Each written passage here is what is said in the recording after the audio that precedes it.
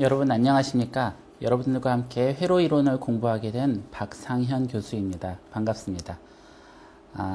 우리가 같이 회로 이론을 공부하는데 먼저 첫 번째 장은 회로 변수에 대해서 공부하도록 하겠습니다.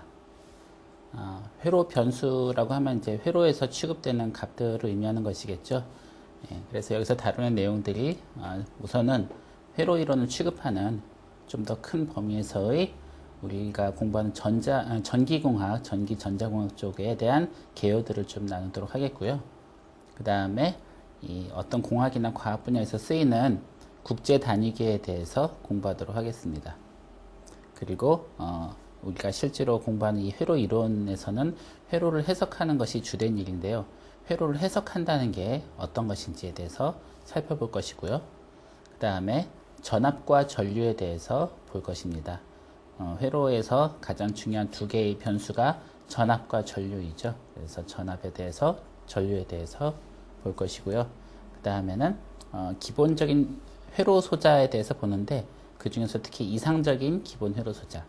이상적이란 말은 수학적으로 모델링되는 그러한 것을 의미하는 것인데, 그래서 우리가 이론적인 회로 해석을 하는 것이기 때문에 이상적인 기본 회로 소자에 대해서 볼 것이고요. 그 다음에 전력과 에너지에 대해서 볼 것입니다. 그러면은 1.1장 먼저 전기공학에 대해서 살펴보도록 하겠습니다. 전기공학을 얘기하기 앞서서 우리가 전기에 의해서 동작하는 시스템들, 즉 전기 시스템이라고 할 수 있겠죠. 전기 시스템이라고 한다면은 여기 나와 있는 것처럼 전기 신호를 발생하고 전달하고 측정하는 그런 시스템을 전기 시스템이라고 하겠죠.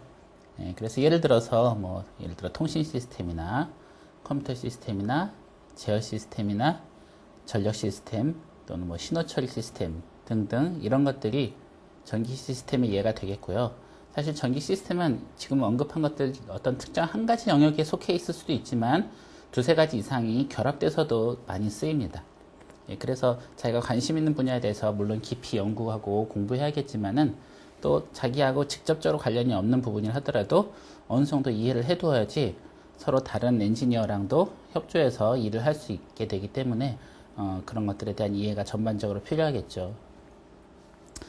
그러면은 전기공학에 대해서 얘기를 하자면은 앞서서 얘기했던 전기 시스템, 그 전기 시스템을 실제로 우리의 실생활에 물리적인 자연상에서 구현해야 되지 않습니까? 그러니까 물리적인 자연현상 모델을 놓고 그것을 이제는 실제로 어떤 계산하거나 하기 위해서는 수학적인 도구를 이용해서 그 물리적인 자연현상 모델을 수학적 도구를 이용해서 결합시켜서 만드는 학문이 그 전기공학이 되겠죠. 그래서 전기 시스템을 그렇게 수학적인 방법으로 만들어가는 것이 전기공학이 하는 일이 되겠습니다.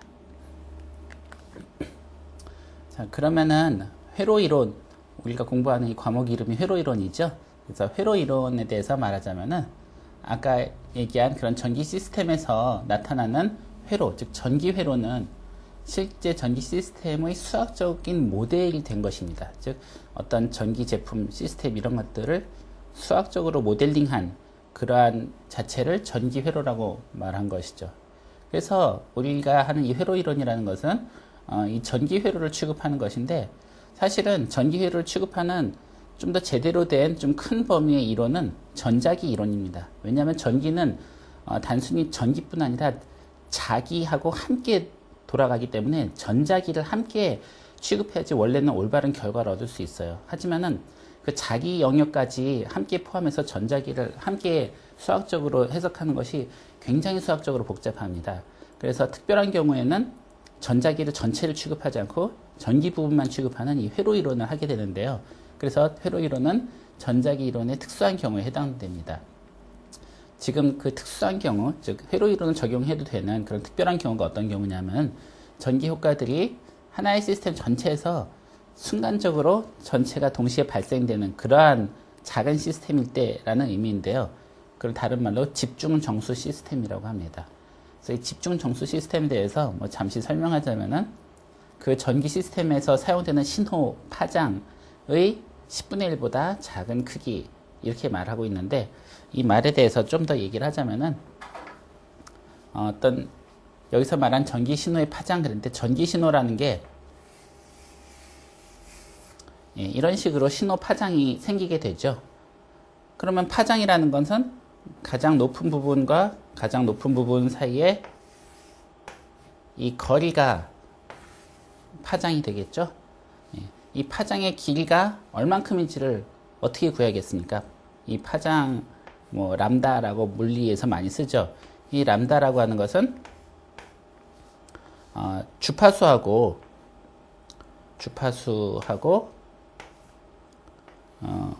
그 다음에 전기의 속도는 빛의 속도죠. 그렇죠? 그래서 이 C는 광속을 의미하는 거고, 이 F는 주파수를 의미합니다. 즉 광속을 주파수로 나누면은 이 파장의 길이가 계산이 되는 것이죠. 그러니까는 빛의 속도는 3 곱하기 10의 8승 미터 퍼 세컨드이고, 주파수는 우리가 사용하는 전기 시스템에서 주파수 얼마짜리 신호를 쓸 거냐에 따라 다른 거죠. 예를 들어서 가정용 전기는 주파수가 어떻게 되냐면 60Hz죠. 60Hz를 쓴다면은 계산해 보면은 한 어느 정도 나오나요? 그러니까 0.5 곱하기 10의 7승이니까 5 곱하기 10의 6승. 즉 그러면은 약 50 공이 6개니까 하나, 둘, 셋, 넷, 다섯, 6개. 예, 한 500만 미터 정도의 길이가 이 파장의 길이가 되는 거죠. 즉 이 60Hz로 전기가 한번 출렁하는데 이 거리가 이렇게 큰 값이란 말이죠. 킬로미터로 바꾸면은 5000km죠.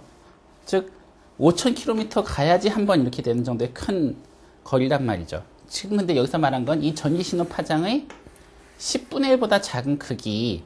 그럼 10분의 1, 요 10분의 1 크기면은 얼마죠? 500km라고 할 수 있겠죠. 즉 어떤 우리가 취급하는 전기 시스템 크기가 500km 범위 이내이면서 주파수가 만약에 60Hz이면은 이 정도보다 작은 시스템이면은 굳이 전자기 이론을 쓸 필요가 없이 회로 이론을 취급하면 되겠다 이거죠. 이런 시스템이 집중 정수 시스템에 적용이 되니까 그런 의미입니다. 그래서 대체로 우리가 다루는 이 회로 이론에 있는 것은 모두 다 이 집중 정수 시스템에 해당되는 회로를 취급하기 때문에 전자기 이론은 전자기학 이런 과목에서 따로 배우시게 될 것이고요. 만약 예를 들어서 주파수가 큰 것을 취급한다고 쳐보죠. 예를 들어서 60Hz가 아니라 뭐 예를 들어서 뭐 무선 전파를 취급하는 그런 거라면은 예를 들어서 뭐 1GHz 정도의 주파수를 쓴다고 예를 들어서 생각해 보죠. 1GHz면은 여기 주파수 여기다 대입을 해 보면은 1기가라는 거는 뭐 나중에 배우겠지만 1 곱하기 10의 9승이고, 광속은 아까 3 곱하기 10의 8승이라고 그랬죠. 예. 그러면은 이게 약분이 되고, 즉 약 0.3m 정도가 되는 거죠. 0.3m면은 30cm지 않습니까? 30cm. 그것의 10분의 1이라고 그랬으니까는, 즉 요 파장 크기가 30cm 밖에 안 되고 그 10분의 1인 3cm는 되어야 3cm 범위 내에 있어야 그래도 이 집중 정수 시스템에 적용이 되는 것이고, 이보다 시스템이 커지는 것 같으면은 이제 회로 이론을 쓰면은 맞지 않습니다. 동작이 이상하게 되죠. 그래서 전자기 이론을 적용해서 해석을 해야 되는 것이죠. 이런 게 집중 정수 시스템이라는 의미입니다. 네, 그러면 그 다음에 우리가 회로 이론에서 회로를 해석하는 데 있어서 문제를 이제 주어지면 풀어야 되지 않습니까? 그럼 문제를 어떤 식으로 해결해 가는가, 문제 해결 방법에 대해서 보겠습니다. 먼저 주어진 것과 구해야 할 것을 파악한다. 즉 주어진 것이라면은 숫자 값으로 주어진 것 이런 걸 예로 들어서 말할 수 있겠죠. 여기는 얼마, 여기는 얼마 이렇게 주어진 것이 있고 또 구해야 할 것, 즉 어딘가 가르쳐주지 않는 부분이 있죠. 그 부분이 결과가 무엇인지를 파악해내야 되고 이제 그러니까 어떤 게 주어진 거고 어떤 게 알아내야 할 것인지 파악하는 게 필요하겠고 그 다음에 회로도 즉 아까 말한 대로 전기 시스템의 수학적인 모델로 구현된 것이 이제 회로도죠. 시각적인 모델로 이제 그려보는 것이죠. 그렇게 그리고 그 다음에 여러 가지 해법들이 있습니다. 이렇게 풀 수도 있고 저렇게 풀 수도 있고 여러 가지 푸는 방법들이 있는데 그런 것들을 여러 가지를 고려해서 이 회로에 있어서는 어떤 해법이 가장 적절한가 그 적절한 것을 파악해서 결정을 하는 것이죠.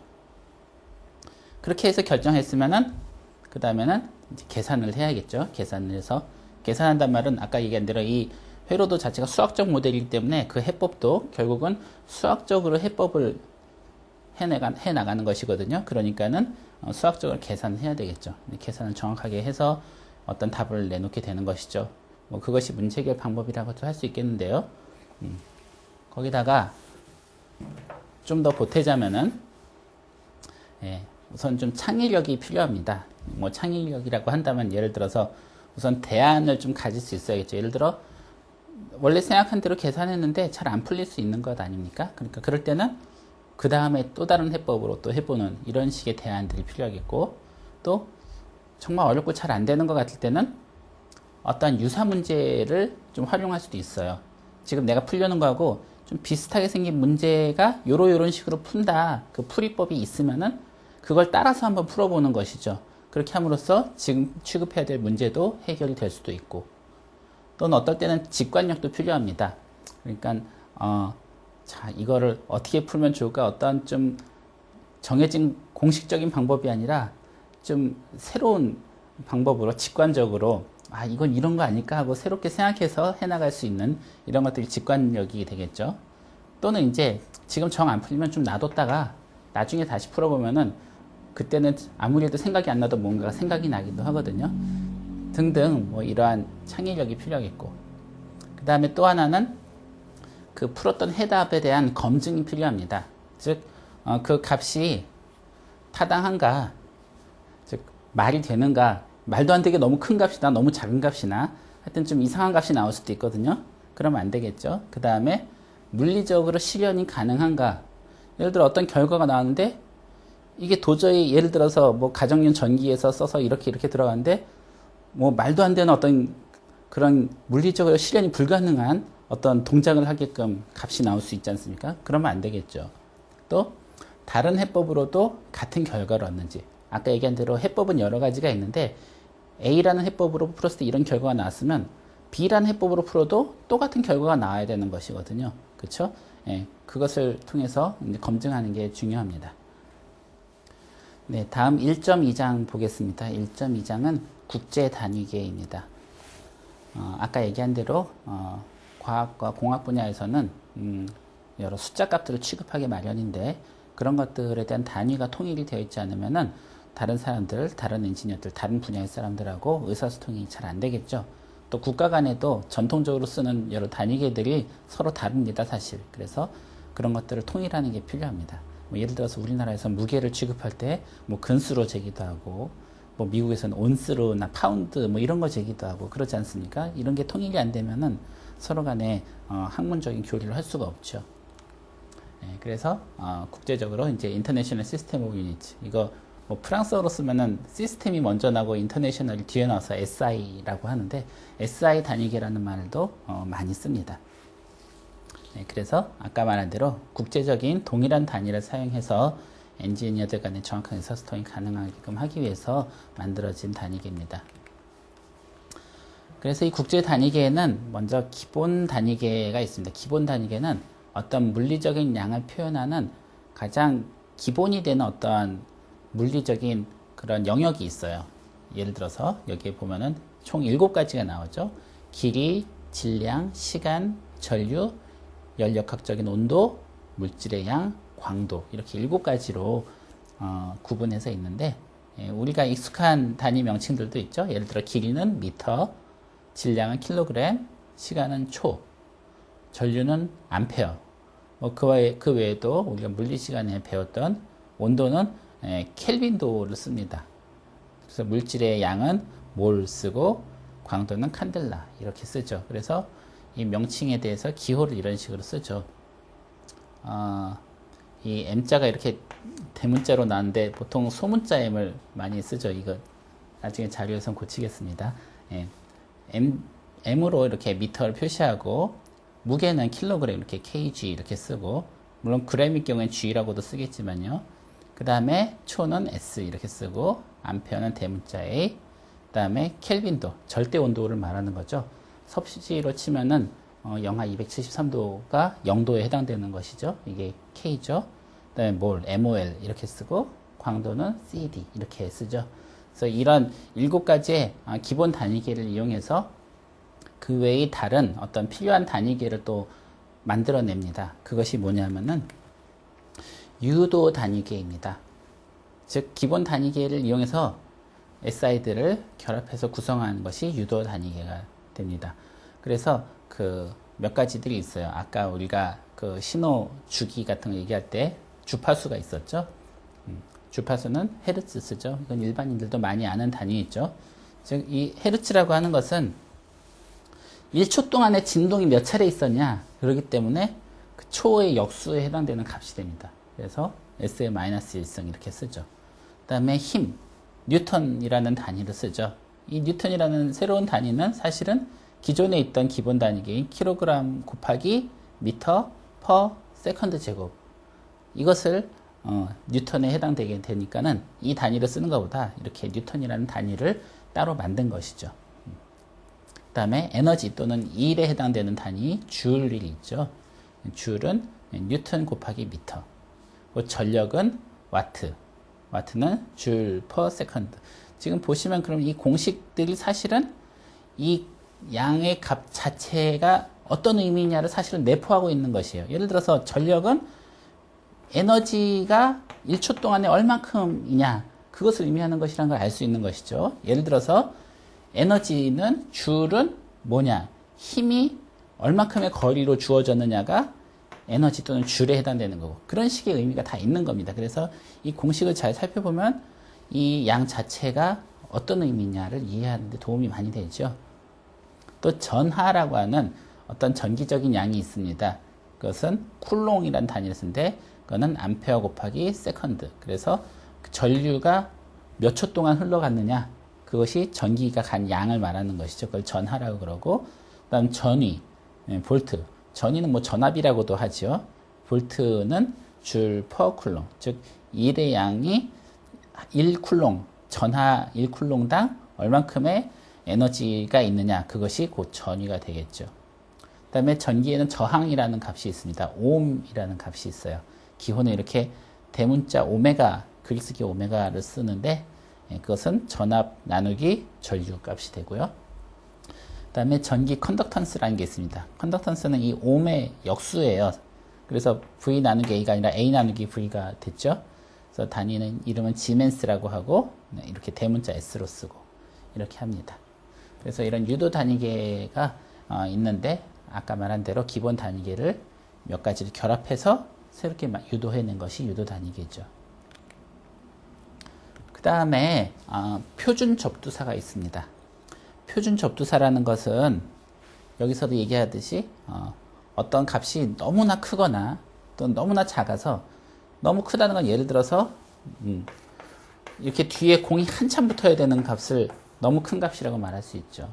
너무 작은 값이라는 거는 이렇게 소수점이 한참 내려가서 이런 식으로 가는 이런 것들이 너무 작은 값이죠. 그래서 너무 크거나 너무 작은 값들을 좀 더 효과적으로 표현하기 위해서 이런 표준 접두사라는 것이 만들어지게 됐습니다. 그래서 보면은 우리가 일반인들도 잘 아는 것들도 있고 좀 낯선 것들도 있을 텐데 책에는 이보다 물론 조금 더 많이 나왔지만 적어도 이 3의 배수에 해당되는 값들은 꼭 여러분들이 알아두셔야 되겠어요. 그래서 지금 만든 10의 거듭제곱, 10의 3승, 6승, 9승, 10의 마이너스 3승, 마이너스 6승 이런 식으로 3의 배수로 많이 갑니다.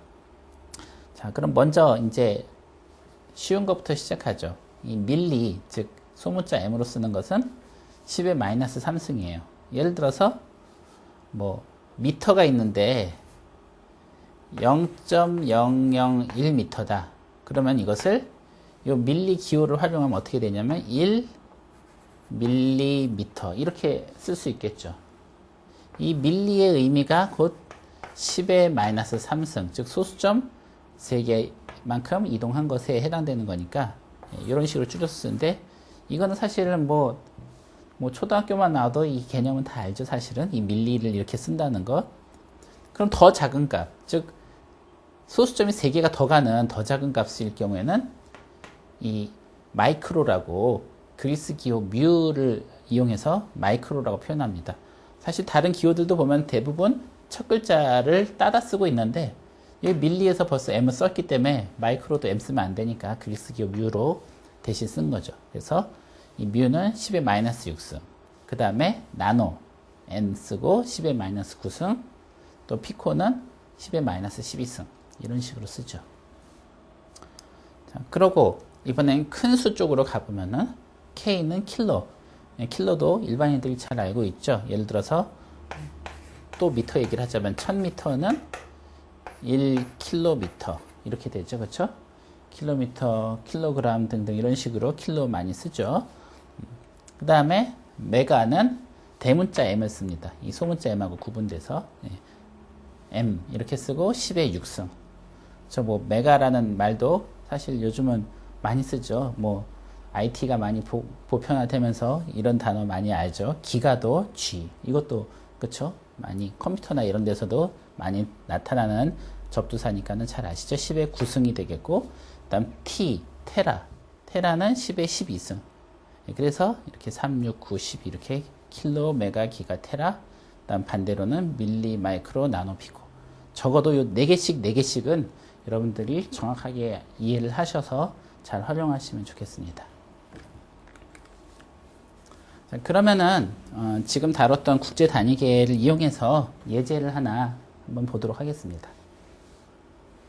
신호가 케이블 안에서 빛의 속도의 80% 속도로 전파된다고 한다면 이 케이블 길이를 인치로 표시했을 때 인치로 표시한 케이블 길이가 얼마의 길일 때 시간이 1나노세컨드가 되겠는가. 자, 다시 말해서 케이블이 이렇게 있으면은 어떤 신호가 들어가서 케이블 안에서 진행되는데 빛의 속도의 80% 속도로 전파된대요. 이 속도가 그러니까 빛의 속도, 아까 빛의 속도는 뭐였죠? 3 곱하기 10의 8승 미터 퍼 세컨드, 즉 1초에 3 곱하기 10의 8승 미터만큼 진행되는데 그것의 80% 속도래요. 즉 0.8을 곱하면은 이 신호의 속도가 구해지는 것이죠. 그렇다면은 1나노 세컨드의 시간이면은 얼만큼 진행이 되겠어요? 그러면 여기다가 속도에다가 거리는 속도 곱하기 시간이죠. 그렇죠? 여기 속도 자체가 내포된 게 이미 거리를 시간으로 나눴다는 게 내포되어 있죠. 단위를 보시면은 그 단위 속에는 어떤 의미가 내포되는지 알 수 있어요. 그러니까 이 속도에다가 시간을 곱하면 되겠어요. 그러니까 다시 말해서 위에서 구한 3 곱하기 10의 8승 곱하기 0.8에다가 시간이 1나노 세컨드라 했죠. 그럼 1하고 나노가 아까 뭐였죠? 10의 마이너스 9승이죠? 예, 이렇게 되죠. 이제 이렇게 풀 때는 사실 단위를 병행해서 적는 것도 나쁘지 않아요. 예를 들어서 여기다가 미터 퍼 세컨드라고 썼었고 여기다가 세컨드라고 썼었다. 그러면은 세컨드가 분모에 있고 여기 세컨드가 분자에 있으니까 이게 약분돼서 이렇게 없어지죠. 그럼 남는 건 미터만 남죠. 그래서 정말 거리가 구해진 거구나라고 확인도 되죠. 어떻게 보면 이렇게 단위를 함께 적어주는 게 실수를 줄이는 방법이기도 해요. 자, 그러면은 이제 우선 요거를 풀어봅시다. 자, 요걸 풀면은 이쪽 위에다가 좀 풀어볼게요. 그러면은 8 곱하기 3은 24죠. 24에다가 우선 이 거듭 제곱들을 좀 정리해보면 10의 8승은 10의 마이너스 9승에 대해서 10의 마이너스 1승이 되겠죠. 그쵸? 그럼 여기 소수점이 하나, 두 개가 들어가야 되죠. 그러니까 여기서 하나, 두 개 내려간 0.24가 값이 되겠죠. 단위는 미터예요. 그죠? 우리가 구한 거리가 0.24m인데 근데 길이를 인치로 표시했을 때라고 말을 했죠. 그러면은 1인치가 2.54cm라는 이것을 알고 있어야겠죠. 그러니까는 이제 모를 것 같으니까 이렇게 문제에다 이렇게 주어진 거죠. 예, 그러면은 자 1인치가 2.54cm다. 그럼 0.24m를 가지고 구해보죠. 0.24m는 cm로 우선 바꾸면은 cm는 이제 100분의 1에 해당되는 것이죠. 그러니까 24cm가 일단 되겠는데 그러면 2.54cm가 1인치라 그랬으니까는 그러면은 1인치가 2.54cm가 되는 것이죠. 그렇죠? 그러니까는 이렇게 약분이 되고 요것이 이제 계산을 해봐야겠죠. 이 계산은 뭐 계산기로 좀 두들겨 보면 나오겠지만은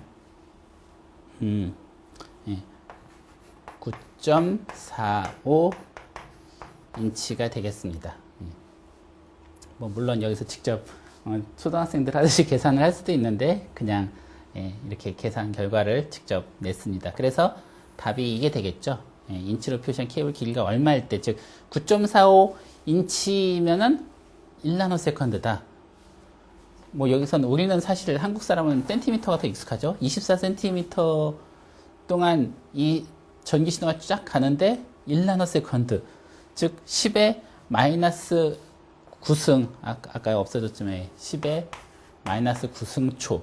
그럼 얼마나 짧은 시간이, 그 짧은 시간 동안 24cm를 진행한다 이거죠, 전기 신호가. 그런 식으로 해서 지금 단위계를 이용해서, 즉 이런 단위계들